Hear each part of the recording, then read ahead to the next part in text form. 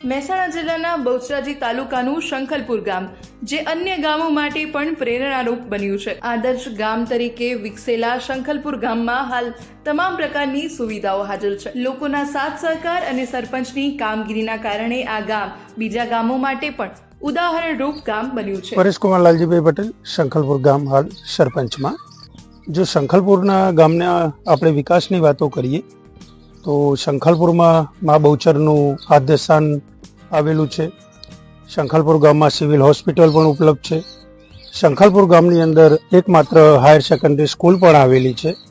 અને જો પંચાયતની વાત આપણે કરવા જઈએ તો પંચાયત દ્વારા માનનીય આપણા યશસ્વી વડાપ્રધાન માનનીય નરેન્દ્રભાઈ મોદી સાહેબ જે એમને સિસ્ટમ આજે કરી છે એ પહેલા એવું હતું કે જ્યારે ફરતું પંચાયતમાં ફંડ આવતું હતું, અત્યારે ડાયરેક્ટ ફંડ આવી જાય છે. એનાથી પંચાયતને ઘણો બધો ફાયદો થતો હોય છે.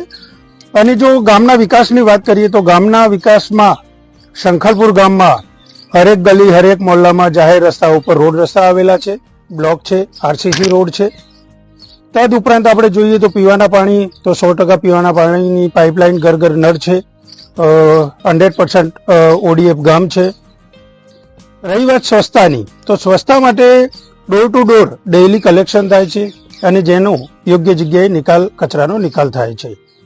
પીવાના પાણીની વધારામાં વાત કરીએ તો સમગ્ર આખા ગામ માટે એક પીવાનો આરો પ્લાન્ટ પણ સામૂહિક આરો પ્લાન્ટ પણ બનાવેલો છે.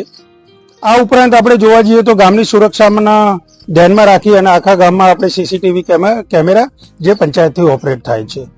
સરકારી કોઈ પણ સૂચના હોય કે કોઈ પણ ગામને હર ઘેર સુધી કોઈ મેસેજ પહોંચાડવાનો હોય તો એના માટે અલગથી પબ્લિક એનાઉન્સમેન્ટ સિસ્ટમ પણ લાગેલી છે. આવા અનેક પ્રકારના અને ઘણા બધા ગામના વિકાસોના કાર્ય થયેલા છે. વધુમાં આપણે જોવા જઈએ તો ગામ આ કંપની પણ નજીક આવી જેનાથી ગામના રોજગારીમાં પણ ઘણો બધો ફાયદો થયો છે.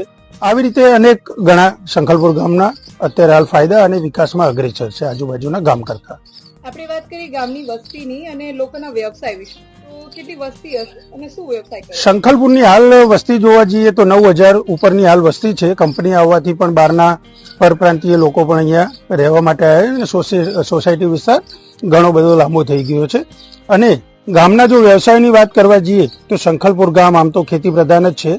શંખલપુર ગામમાં એવું કહી શકાય કે 90% ખેડૂતો જ છે. મંદિરમાં અહીંયા શંખલપુરમાં મા બહુચરનું આદ્ય સ્થાન પણ આવેલું છે અને વર્ષો જૂનું અહીંયા જૈન દેરાસર પણ આવેલું છે. રિંકુ ઠાકોર, લોકલ 18, મહેસાણા.